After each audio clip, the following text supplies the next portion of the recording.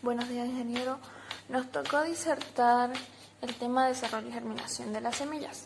Somos el grupo 11, conformado por Roberto Pedraza Vargas y mi persona, que es Isabel La Fuente Villarruel.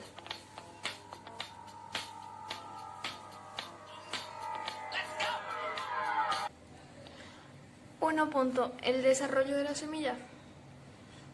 La semilla se produce por la maduración de un óvulo, de una gimnosperma o de un angiosperma. Una semilla contiene un embrión del que puede desarrollarse una nueva planta bajo condiciones apropiadas. Esta también contiene una fuente de alimento almacenado y está envuelta en una cubierta protectora. En esta imagen podemos observar una semilla completa.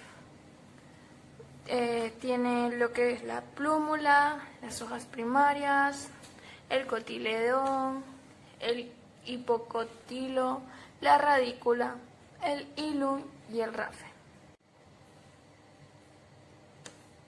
1.1. La aparición de la semilla constituye un avance evolutivo trascendental. La semilla es la que constituye el órgano de dispersión y perpetuación de las angiospermas y representa la culminación de la evolución reproductiva de las plantas. En el curso de la evolución, la semilla fue asociándose progresivamente a una serie de órganos florales para constituir finalmente una unidad de dispersión sumamente compleja que denominamos fruto. En términos evolutivos, el fruto implica una coordinación íntima entre el desarrollo de sus semillas y el ovario. La semilla se forma mediante una embriogénesis cigótica que comprende los cambios morfológicos, estructurales y de expresión genética que tienen lugar desde la formación del cigoto hasta el final del desarrollo y maduración del embrión. Este podrá germinar cuando las condiciones endógenas y medioambientales sean las apropiadas. De la embriogénesis dependerá el éxito de la germinación y por lo tanto el desarrollo de un nuevo individuo. Además de ser el periodo en que se forma la semilla, la embriogénesis también constituye la fase de preparación para la germinación. Tenemos aquí el ejemplo de lo que es el ciclo vital de una angiosperma. 1.2. En el desarrollo de la semilla a la fase inicial de histodiferenciación le siguen la expansión, maduración y desecación. Tras la fecundación y una vez que ha crecido de forma unidireccional, el cigoto se divide transversalmente de forma simétrica, originándose una célula pequeña que no aumenta de tamaño y que tras sucesivas divisiones dará origen al embrión y otra célula alargada, que originará el suspensor, una estructura que actúa como un conducto transportador de nutrientes desde el tejido materno hacia el embrión, sin descartar la síntesis de otros compuestos producidos por el propio suspensor. Al comenzar la desecación de la semilla, el suspensor degenera y desaparece la conexión con la planta madre. La función del suspensor la adopta entonces los tejidos de reserva, que sería el endospermo y el cotiledón. Como podemos observar en esta figura, esta es una estructura de una semilla, una gramínea y de una leguminosa. Podemos observar lo que es el tejido aleuronar, el colectivo, la cubierta seminal, el embrión, el endospermo, la plúmula, la radícula y el escútelo. Para estudiar mejor el desarrollo de la semilla se ha dividido en varias fases, lo que son la histodiferenciación, expansión, maduración y desecación. La duración del desarrollo depende del tipo de la semilla. Como en una crocífera oscila entre el 25 y 26 días, y en una gramínea la duración es entre los 40 y 45 días, en una rosácea duran de 95 a 100 días. En esta imagen vemos las diferentes etapas del desarrollo de la semilla de Prunus domestica, que es una rosácea. En el primero vemos cómo podemos observar el tegumento, el embrión bien pequeñito y la nucela. En el segundo, que son a los 35 días después de la polinización, podemos ver cómo el embrión se va expandiendo, empieza a aparecer lo que es el endospermo y podemos ver el tegumento que se hace cada vez más delgado. En la C, que son a los 42 días después de la polinización, podemos ver ya un embrión muchísimo más desarrollado y el endospermo se hace, o sea, el embrión empieza a abarcar más espacio de donde se encuentra el endospermo. Y tenemos también lo que es la nucela. En este último, que es a los 56 días después de la polinización, podemos observar el eje embrionario y el endospermo y también el tegumento. Se ven muy diferentes a la fase inicial, al inciso A. 1.2.1. La fase de histodiferenciación.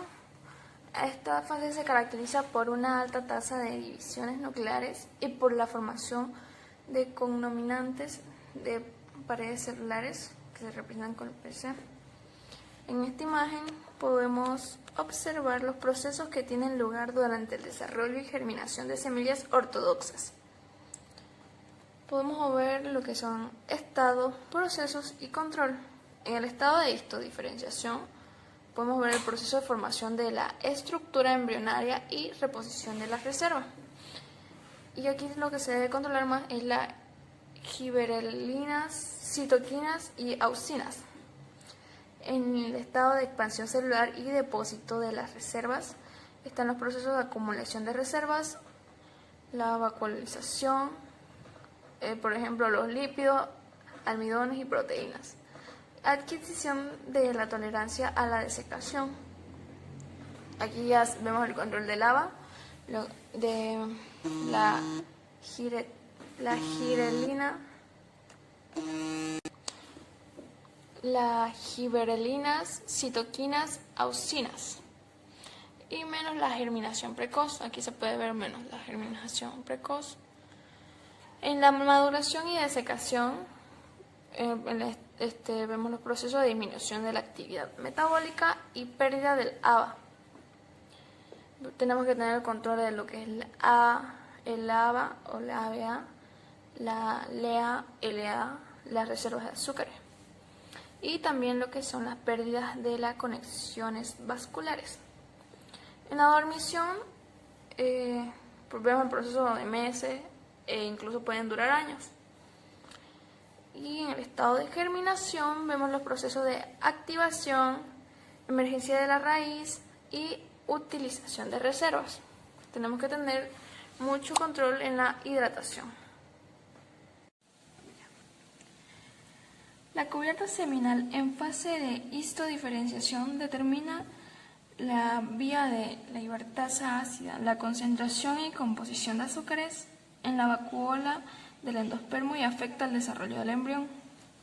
Aquí podemos observar este cuadro que es de sustancias de reserva y su lugar de acumulación en las semillas con planta de interés agronómico.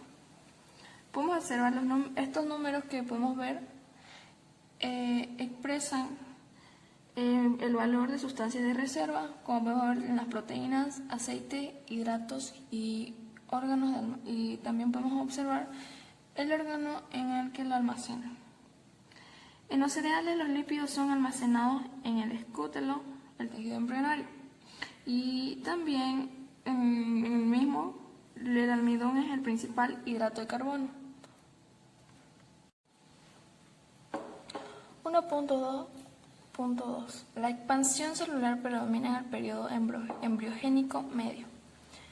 A continuación tenemos el 1.2.2.1. La fase de expansión se caracteriza por una síntesis elevada de auxinas. Aquí el crecimiento por división celular desaparece en esta fase y es sustituido por un crecimiento debido preferentemente a la elongación celular.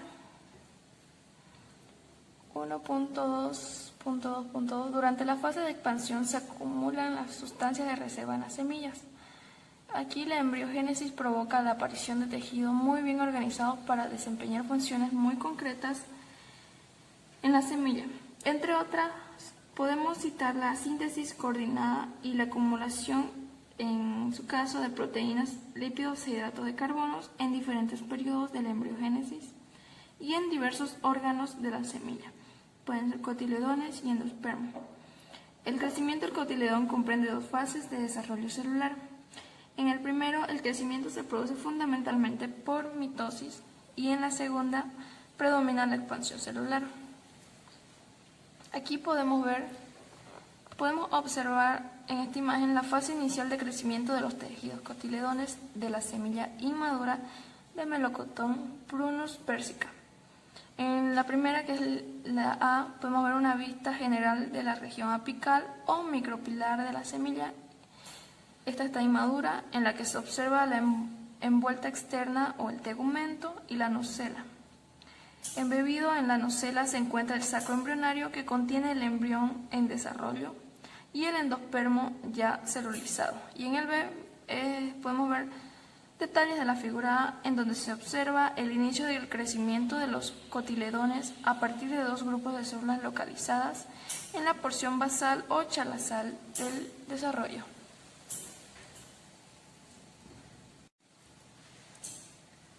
Aquí vemos en esta figura el desarrollo de la semilla de Vicia faba, que es una dicotiledónea. Esta se dividió en 7 estadios a partir de sus características morfológicas e histoquímicas. Vamos a observar la fase globular, el corazón, el inicial, medio y tardío. El sombreado significa la temporalidad de la actividad mitótica, de la expresión de los genes de las proteínas de reservas y la acumulación de almidón en los diferentes tejidos de la semilla. En esta otra imagen podemos observar una imagen con microscopio electrónico de transmisión de las estructuras en donde se almacenan las reservas en la semilla seca o quicientes del limón Citrus limón. En el primero podemos observar los cuerpos proteicos y lípidos. En el segundo podemos ver el almidón en aminoplastos.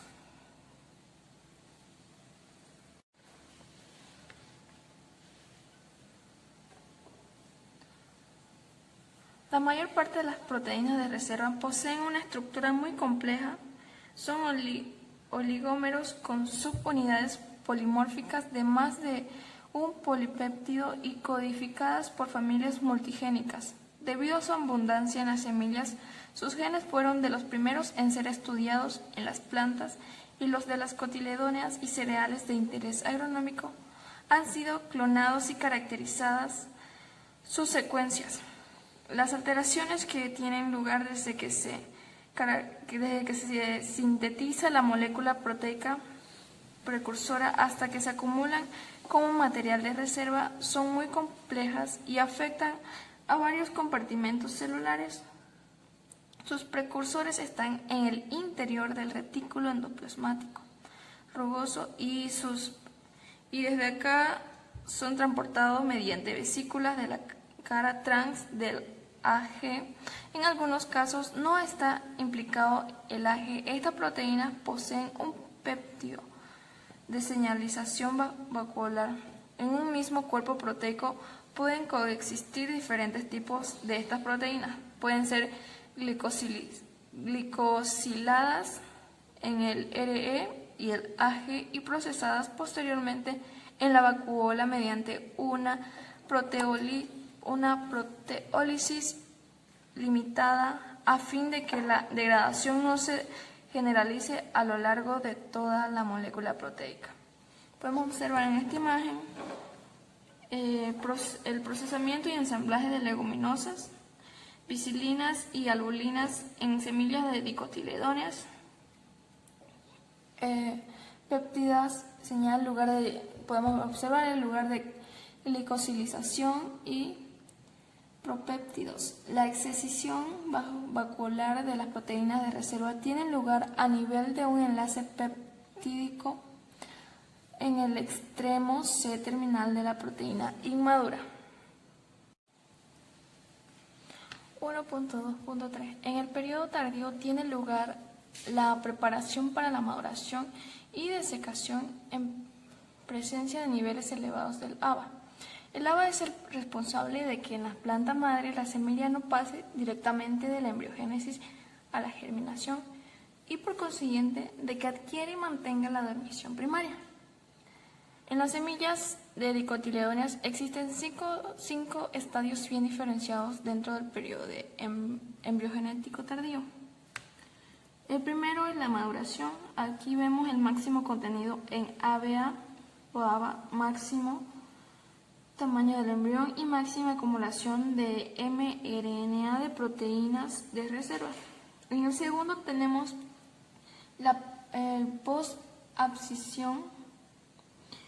Vemos la máxima concentración de ABA en monocotiledóneas, oscurecimiento de los tegumentos del óvulo ocasionado por la degradación de la clorofila y la biosíntesis de carotenoides no fotosintéticos, desconexión del tejido vascular e incremento del mRNA de las proteínas específicas de este periodo. En el tercero vemos la predesecación. Aquí se da la finalización de la transcripción. El cuarto es la desecación. Vemos la pérdida rápida de agua. Y por último tenemos la formación de y en el quinto la formación de un embrión susceptible de germinar. En las semillas ortodoxas, la desecación está relacionada con la tolerancia de las condiciones medioambientales adversas y por consiguiente sirve de llave entre el desarrollo y la germinación.